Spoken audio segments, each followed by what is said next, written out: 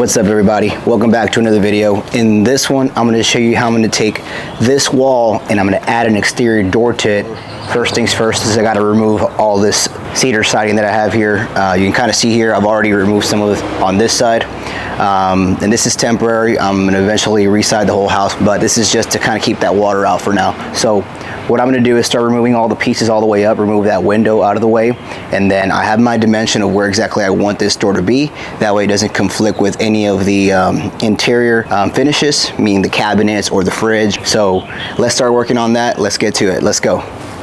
I've already seen what the studs look like on the inside, so we'll have to play with those and reframe the area completely. But I'm going to walk you through those steps.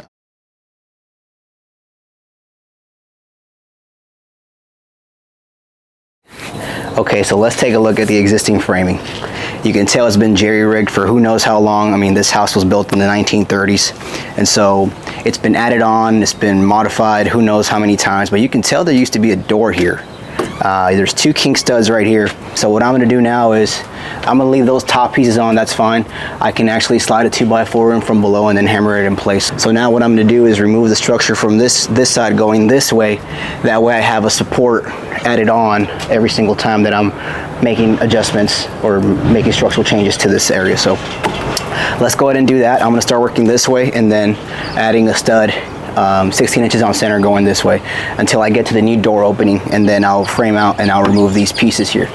Okay, so I'm ready to install my first piece now. You can see I just cut off a section with my Sawzall, and then I'll start adding a new 2x4 all the way up to the top double studs, and then also down here at the 6x6 posts or beam. So remember, you don't want to remove all of it and then work and install in all the studs because it's a load bearing wall, so always be cautious of that.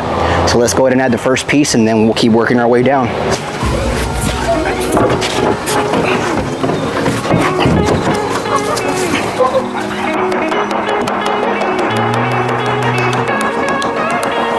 Okay, so my first stud is in. Now what I'm going to do is start working on the next piece.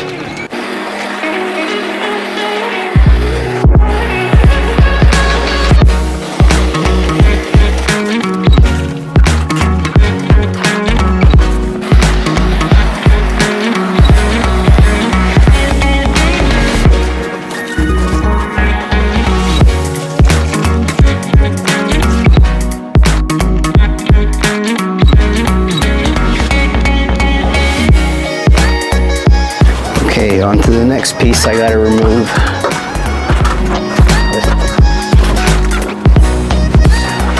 Now I'm gonna work on the door king stud. And I wanted the door to be further this way, but since I have my AC lines running right through here, I can't move my king stud further in, and I don't want to mess with this. So I'll have to settle for moving it further in this way. And the only reason I wanted to move it in further this way is because there'll be a cabinet in this corner, and so when the door swings out, it'll be over the door by like half an inch. But it's fine. I mean, I'll have to figure out a way to settle with that, or maybe I'll just get drawers, but we'll figure that out later on. So now what I'm going to do is measure the stud for the door jambs. And then we'll work our way this way, and then we'll keep going on that step by installing the door.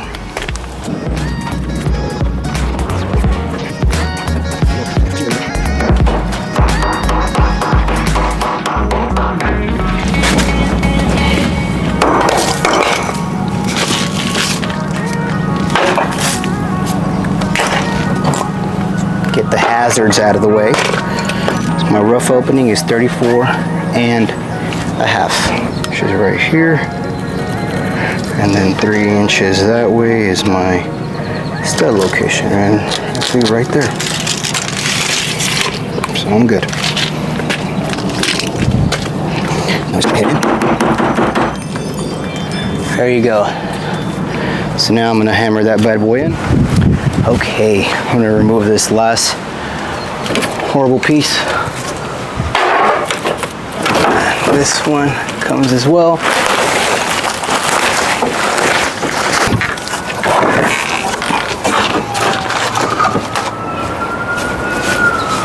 Now, what I'm gonna do next is I'm gonna frame out the jack stud, and then I'm gonna cut this to height to bear on the transfer beam for the door. So let's go ahead and do that, and then the framing is complete, and then we'll get going on adding some insulation, house wrap, and then we'll put the siding back on with the door.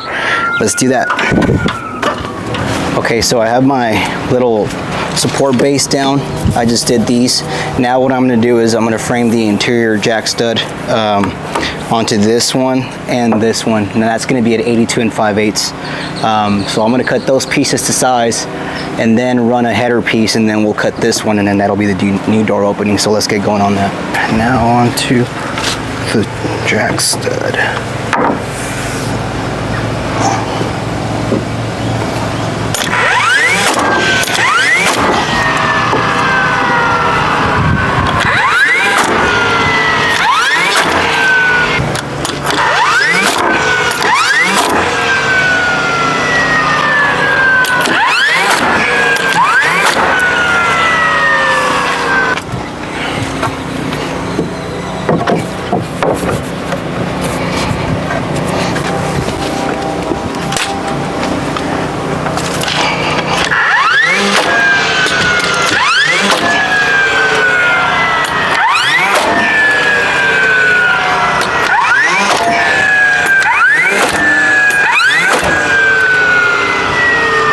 Okay, so now what I'm going to do is I'm going to frame the header piece and then infill some cripple studs above that, and then that should complete the framing. We'll just button it up a little bit, and then we'll get going on getting the door installed, and then move on to the next phase.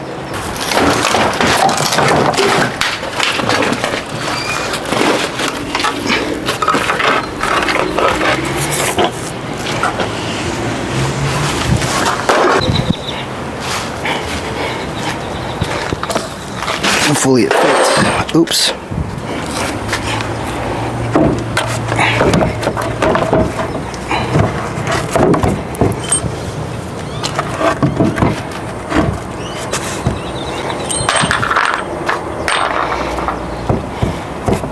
See, this is the challenging part, getting it to fit on one side. What I should have done is frame that, put that in after the fact. So let's do that. Let's take this piece off.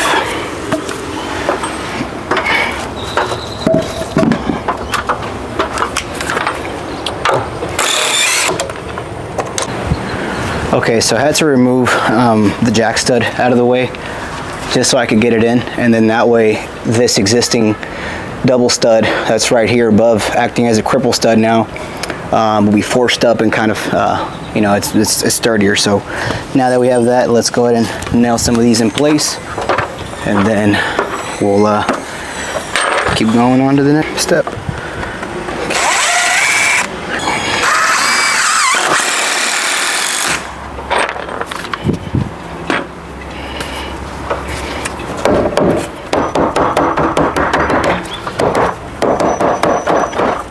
There you go. So that's how you get a stud in after the fact. Now you gotta just keep working on the rest.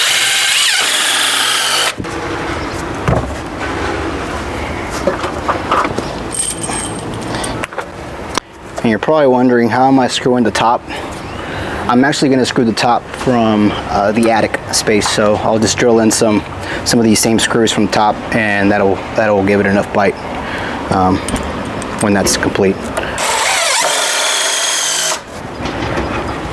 There you go. Now what I'm going to do is put a couple more of these over here.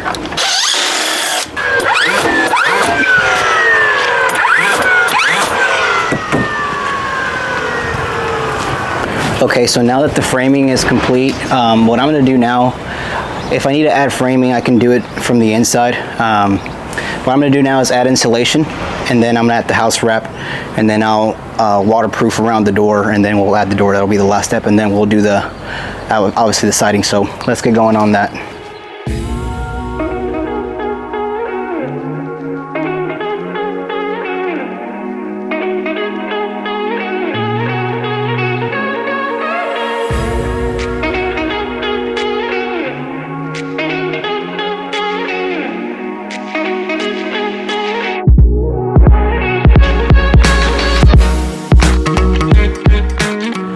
Okay guys, so here's the update after one day. I installed the door, I installed insulation, the house wrap, and then I waterproofed around the door as well.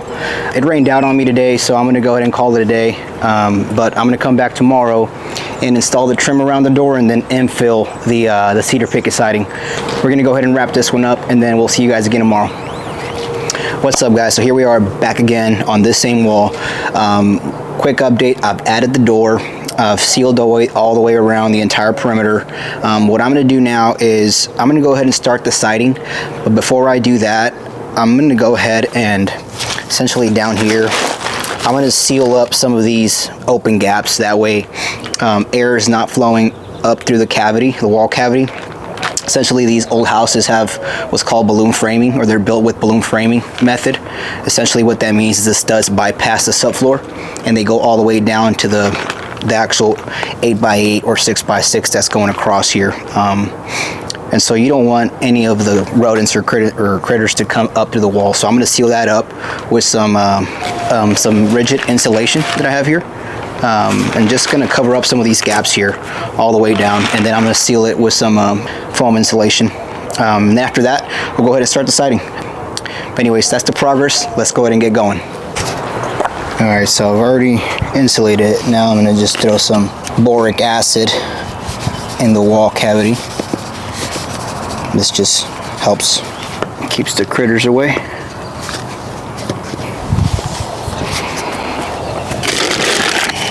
I'm going to start by doing the trim around the door, and then the cedar pickets will abut to the actual trim of the door. So let's get going on that. First things first, I'm going to measure the dimension for this side, and then we'll do the top piece.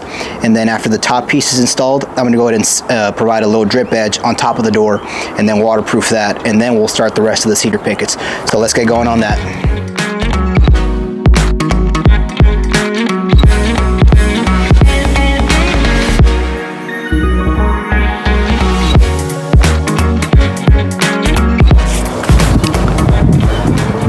Okay, so here's the progress so far. I've installed the trim around the door, and then I've also installed some trim around the outlet and the future light fixture. That way, you know, the cedar pickets are just gonna butt to it nice and pretty. And it's also waterproofed, so the house wrap behind it with the little flashing piece on top with a membrane like that will definitely hold any potential water getting back there. This is just a easy fix you can do yourself. Obviously, if you're going to be waterproofing it with different applications, there's different ways of doing it, but this works fine for what I'm doing. Later on, when I actually reside the house, it'll be a different waterproofing system. So, but anyways, that's the progress so far. Now let's get going on the cedar pickets.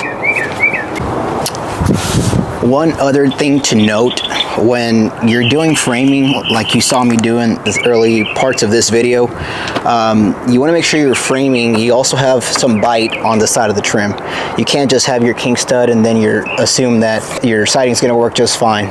So always make sure you're adding an additional piece for your cedar pickets to be fastened to. And the same thing around the trim here. I have a 2x4 running on this side, and so obviously when you put a cedar picket piece here, you'll have to make sure that, you know, there's also a piece to nail it in on this side. And so I just installed that from the back side, and it's simply just some 2x4s running across, and then intermediate piece just to hold the cedar picket in place. I did the same thing over there. So anyways, make sure you do that if you're going to be doing this kind of method in your house.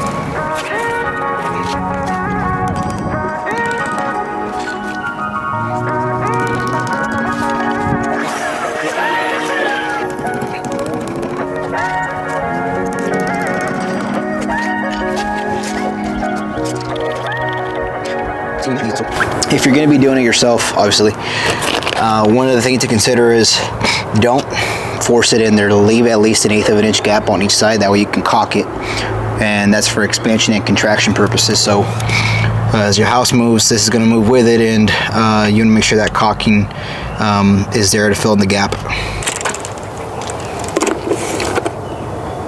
16.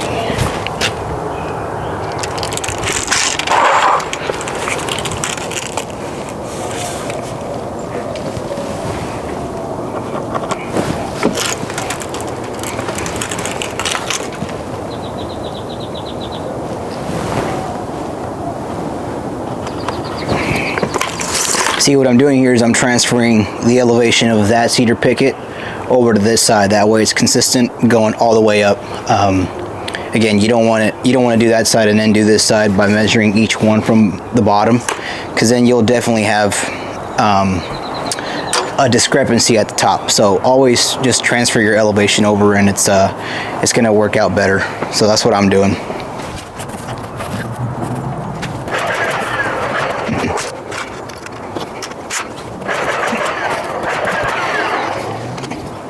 Okay, so here's the update so far. You can see I've installed all the cedar siding around the opening, the outlet, and the light.